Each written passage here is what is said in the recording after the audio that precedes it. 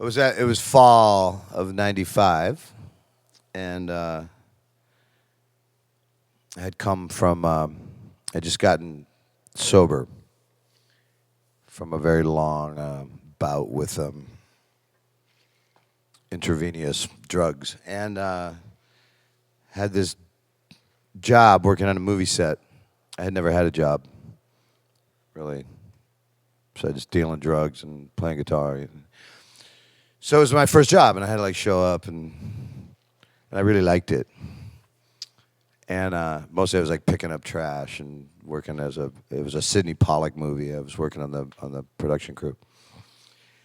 And I had 2 weeks off, and they were hiring me back. I left New York to go to my friends in Montana, thinking I didn't need to be in the city with a bunch of money in my pocket. And I fell out of a tree, and I broke my arm. And my best intention to leave music didn't work out because it turned out to be the one thing that I could still do with this weird sling. And Jim Bone was this friend of mine in Salt Lake City who was probably not the right person for a sober me to hang out with at that time. But he got me this really high-paying gig to come down to Salt Lake. And he showed up with his drum kit and this bass player, Junior. Junior's claim to fame was that he could play stand-up bass and drink a Miller High Life 40 at the same time. And sing Hank Williams tunes. Right. And I had this career of Little Women started as a reggae, pretty roots reggae, but we did some reggae versions of Dead songs, and then that turned into, this was before there was such a thing as a jam band. But it kind of turned into that world, and then in those kind of up until this time, those couple of years before I got sober, my music, my listening was really aggressive.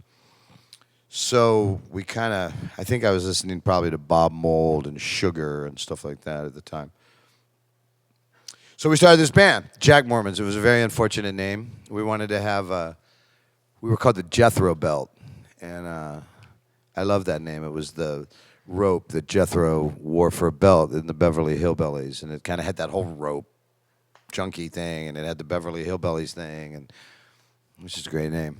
And we got this keyboard player, and he insisted that we change the name because now he was in the band.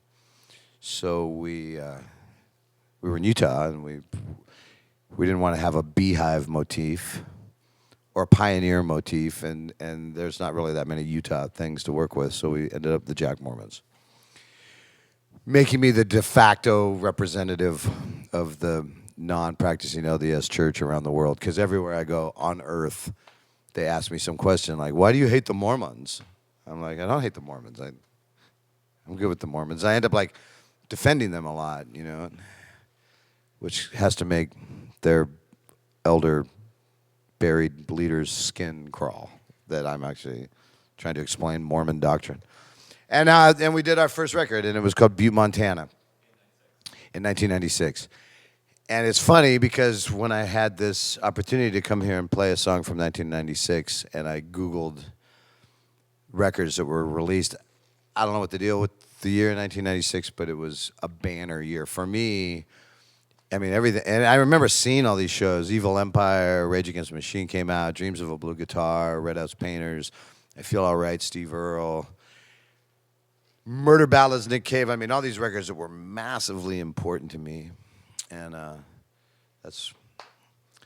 always thought this was one of the saddest Elvis Costello songs, and so that's why I chose that.